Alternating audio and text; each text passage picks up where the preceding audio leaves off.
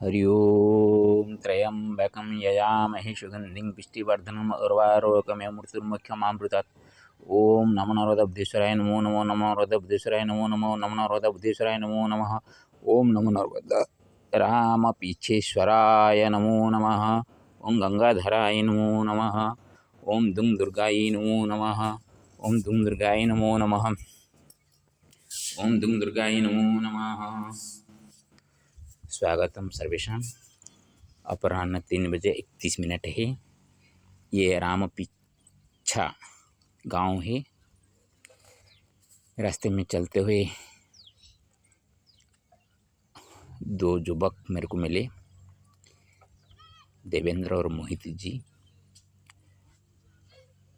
ठाकुर वंश का है। तो उनका प्रेम भाव से मैं आकर यहाँ पे रात्रि यापन के लिए इस मंदिर में रुक रहा हूँ। उनका एक भतीजा भी है, देवेंद्र जी, जो एक छोटा सा दुकान उनका है रोड के ऊपर। तो यहाँ पे आने पर जो मेरे को सम्मान मिला उसको याद रखते हुए रामपीछेश्वर अष्टकम मैंने रचना किया हूँ। 13 जुलाई 2024 शनिवार है। पहले उसको पठन कर लेता हूँ, बाद में उसका अर्थ करेंगे। राम रायाति चानुमं देवेन्द्राजय मोहितः। राम पीछेश्वरागत्य प्राप्यते चामृतं पयः। मनुष्यरूपधारी च मानवीयगुणात्मना मामभीतो समागत्य मन्येन मान्यताप्रदः। पीयते शीतलं पेयं पवित्रहृदीयते पितृभ्यः भ्रातृपुत्राणां पवित्रमानसार्जितं। छेद्यते सर्वथा शङ्का छत्रछाया बदात्मना। छबिलसंस्कृतिचित्रं चित्रपटलदर्पणे। स्वभावेद्यस्त्वपि चाद्य स्वयमेव हि राजते। स्वर्गसुखसदृशत्र स्वयं चानुभवामि। राजते भारतमध्ये सन्तसेवा न केवलं। रामरहीमभावस्य धारात्रैव प्रवहति। षट्कर्म विप्रजननां यजनयाजनकृते न च पठनं कृत्वा ग्रहणप्रतिग्रहणं कुर्वन् ब्रह्मणमित्यं च ब्रह्म जानाति बोधनं। संस्कृत्य ब्रह्मणर्नित्यं रक्षति स्वच्छधर्मताम्। रामपीछेश्वराशिर्मे प्राप्य चिन्तनममृतं। रचितमष्टकमत्र रामराज्यस्य चिन्तनम्। स्वागतम सर्वेषां। पहले उसका पठन हो गया, अभी उसका अर्थ करेंगे। राम रायाति चानुमां देवेन्द्राय मोहित। राम पीछेश्वरागत्य प्राप्यते चामृतं पयः। ऐसा लगा कि श्री राम जी मेरे पीछे चल के आ रहे हैं, क्योंकि जब मैंने मंछना से चलना शुरू किया सुबह 5:30 से 3 होने से पहले, बीच में एक जीतापुर एक बस स्टॉप आया था, वहाँ थोड़ा सा रुका हुआ था, जो कि थोड़ा सा धूप हो रहे थे। उसके बाद चलना शुरू किया तो बूंदें गिरने लगी।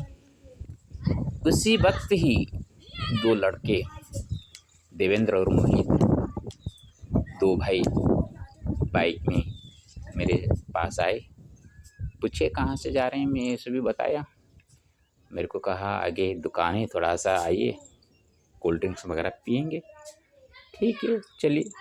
आते हुए देखा अजय दी हैं, उनका भतीजा है। उम्र में वो बड़े हैं 3-4 साल का, लेकिन ऐसा जुड़े हुए हैं गुरु शिष्य की तरह। भतीजा गुरु और चाचा शिष्य। तो वहाँ आने के बाद मैंने सोचा कि जैसे कि रामचंद्र मेरे पीछे आ रहे हैं, यहाँ पे आने पर उनका व्यवहार देखा, बहुत अच्छा लगा। उसके ऊपर यहाँ पे आकर जब मैंने पहुँचा तो रचना करने के लिए कोशिश किया। मनुष्य रूपधारी च मानवीय गुणात्मना मामाभीतो समागत्य मान्येन मान्यता प्रदः। मनुष्य रूप में ही भगवान आते हैं। उनको लगा मैं भगवान के रूप में आया हूँ।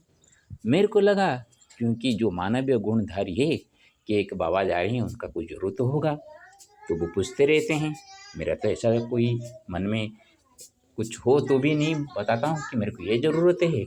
फिर भी मेरा मन में जो स्थिति होती है उसको वो उनके माध्यम से, उनका जो मान्यता सम्मान से मेरे को लगता है कि मैं जो चाहता था वो मिल गया। तो मेरे सामने आकर जो अपने मान्यता दिखाए, मेरे को सम्मान दिखाए, ये मान्यता प्रद जो है मनुष्य रूपधारी भगवान, वो ही मेरे लिए सबसे बड़े हैं। पीयते शीतलं पेयं पवित्र हृदीयते पितृभ्य भ्रातृपुत्राणां पवित्रमानसार्जितं। ये मेरे से जो दो शीतल पेय जो दिए मैंने उसको पिया, जो दिए वो पवित्र हृदय से दिए मेरे को। पितृभ्य दोनों चाचा और एक भतीजा, तो तीनों का जो पवित्र माना था, तीनों का भाव एक जैसा मेरे को लगा। तो ये इसको लेकर मैं जो अनुभव किया उसको मैंने रचना कर डाला। छेद्यते सर्वथा शंका छत्र छाया बदात्मना छावील संस्कृति चित्रम चित्रपटल दर्पणी। ये शंका मन में होती है। रास्ते में चलते हुए बहुत सारे लोग मिलते हैं, उनके साथ विचार व्यक्त करता हूँ, उनसे कुछ ग्रहण करता हूँ। तो सेवा के नाम से तो बहुत लोग ऐसे बोलते रहते हैं, क्या चाहिए आपको बताइए, अहंकार भाव से पूछते रहते हैं। लेकिन प्रेम भाव से बोलना और एक साथ तीनों का मन एक जैसा होकर किसी के प्रति कुछ सेवा भाव रख के कुछ काम करना, ये बहुत कम दिखाई पड़ता है। तो यहाँ पे मिलने के बाद मेरा शंका जो था वो सभी दूर होने लगा। ऐसे जो छत्र छाया की तरह जो आत्मा के माध्यम से जो धर्म प्रवृत्ति करते हैं, वो ही संसार को, समाज में छत्र छाया के रूप से वो आदमी को बचाता है दुष्कर्म लोगों से। ये एक छविड़ संस्कृति चित्र मैंने, ये चित्रपटल दर्पण जो संसार रूपक दर्पण में एक प्रकार का चित्र मैंने आज देखा, जिसमें छोटा बच्चा है, ज़्यादा उम्र नहीं हुआ है, लेकिन उनमें जिस प्रकार का भावना, एक महाराज आ रहे हैं, उनको क्या करें, उनके लिए दूध चाहिए, कहाँ से जाके लाएंगे, क्या करेंगे, गांव में दूध नहीं मिलता है, हर एक चीज़ नहीं मिलते हैं, फिर भी वो कोशिश कर रहे हैं, अभी गए हैं लाने के लिए।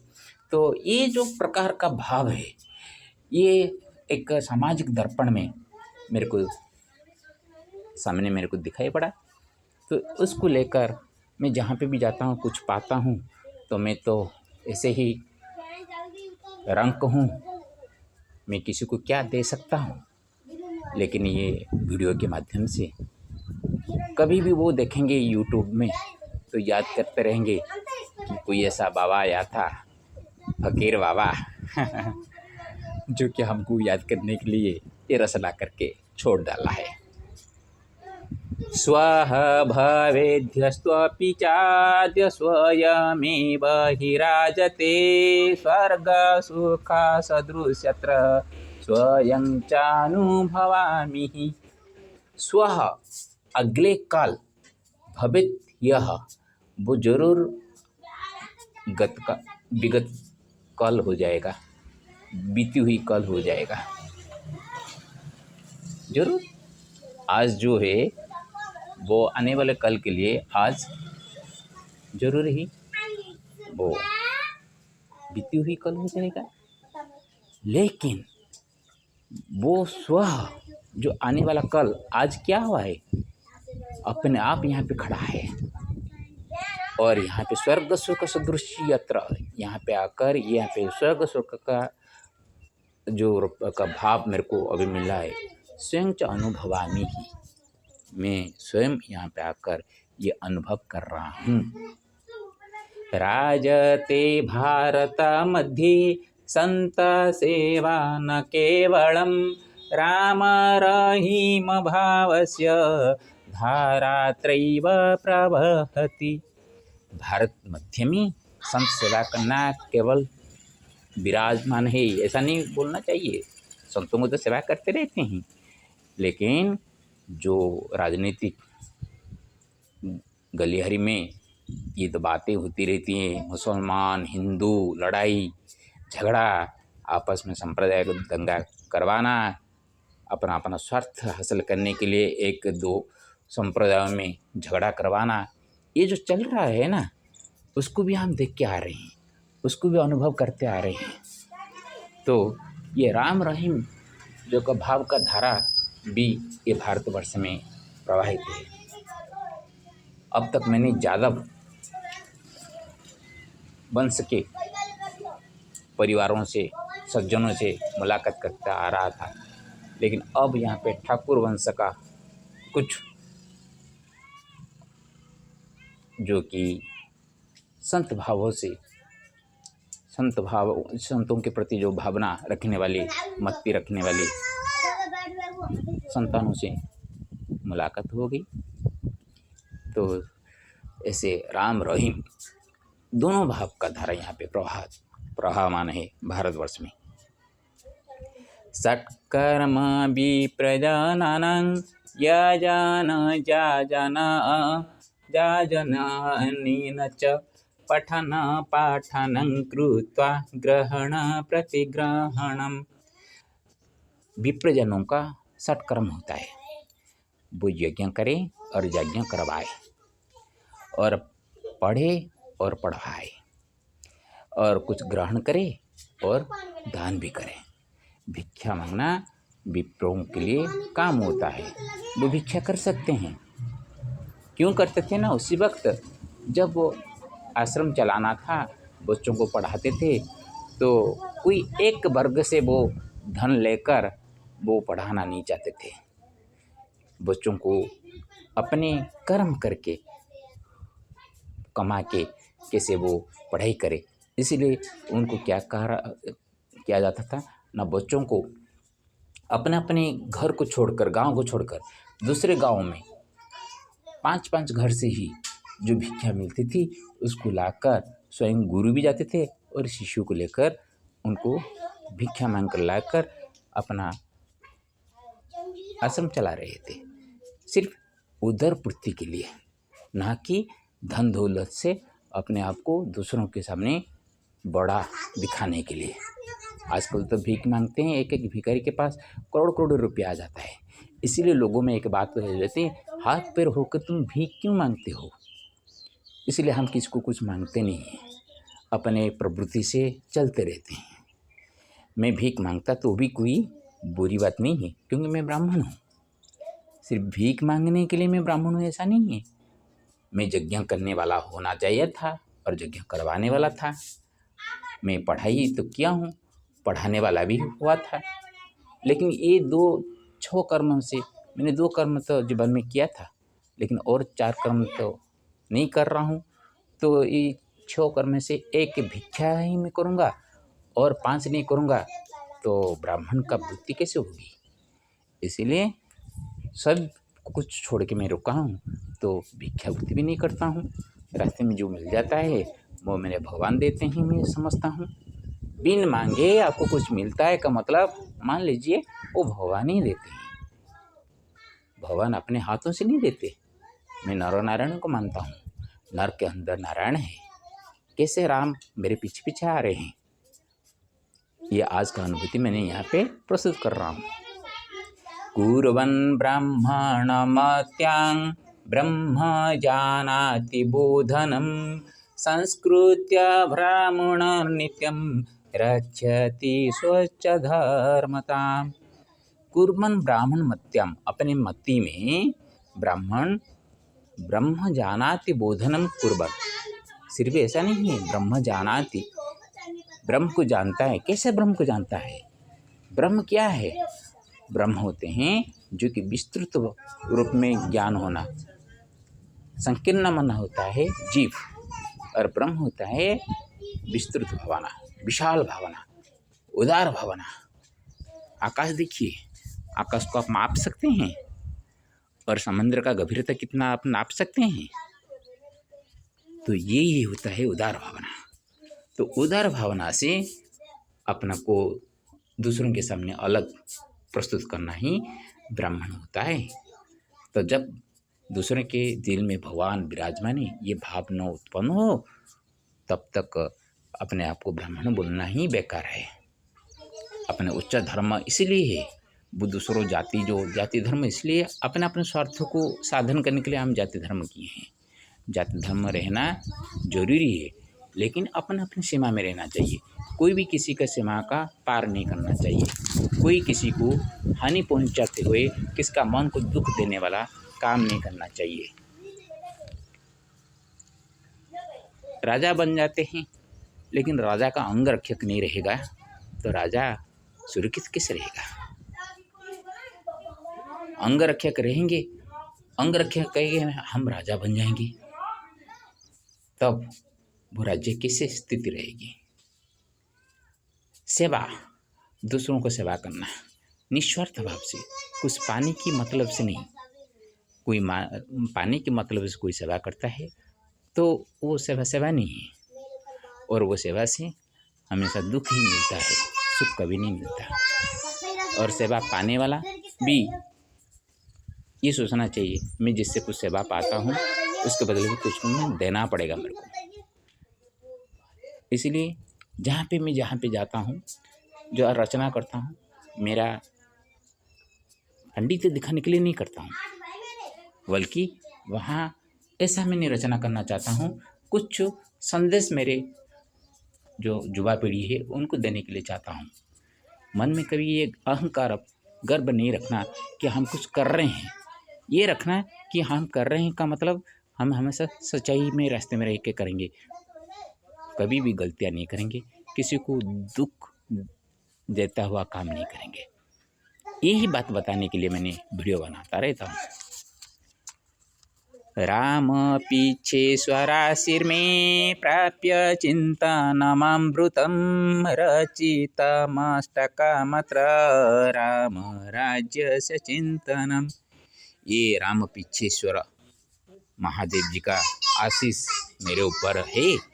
ऐसा लगता है कि यहाँ पे मैंने एक अमृत चिंतन पाया हूँ, और ये अमृत चिंतन से ही मैंने ये अष्टक बनाया हूँ, और मेरी कल्पना में है कि राम राज्य से चिंतनम, हमारे यहाँ पे राम राज्य कैसे प्रतिष्ठापित हो। एक दूसरे राम राज्य का मतलब ये नहीं राम जी आकर राज करे। राम थे उदार भावना का, जो कि ईश्वर को भी मानते थे और दुर्गा जी को भी मानते थे। लेकिन हम जब राम भक्त बनते हैं, हम बोलते हैं नहीं हम विष्णु हैं, हम शिव जी का निर्माल्य नहीं पाएंगे, दुर्गा जी का प्रसाद नहीं पाएंगे। ये सभी अपना धर्म के हिसाब से, संप्रदाय के हिसाब से हम एक दूसरे से अलग हो जाते हैं। वो संप्रदाय अलग बात है और मन में आस्था रखना अलग बात होती है। तो आशा करता हूँ आपको हमारा जो भारतीय संस्कृति में जितने सु देवा देवी के बारे में बोल रहे हैं, उनका मूल रूप कोई है ओमकार, ओंकार से ही सभी आए हैं। तो सभी देवताओं को प्रार्थना करते हैं, ओम नमः शिवाय, ओम नमः लक्ष्मी नृसिंहाभ्यं नमो नमः, ओम श्री दुर्गायै नमो नमः। तो हर एक जगह में ओम लगा देंगे तो उसी में जिसको आप भक्त है उनका नाम आने से साथ सभी देवता वो जुड़ जाते हैं।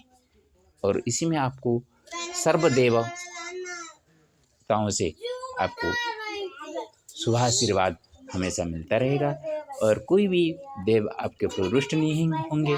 आपका भाग्य में कभी भी उथल पुथल नहीं होगा। ये मेरे सर को प्रमाणित करके सर को छूकर प्रणाम करके बोलता हूँ, सर को छूकर प्रणाम करके बोलता हूँ, आप लोगों का हमेशा मंगल ही हो, कभी किसी का मंगल भी न हो।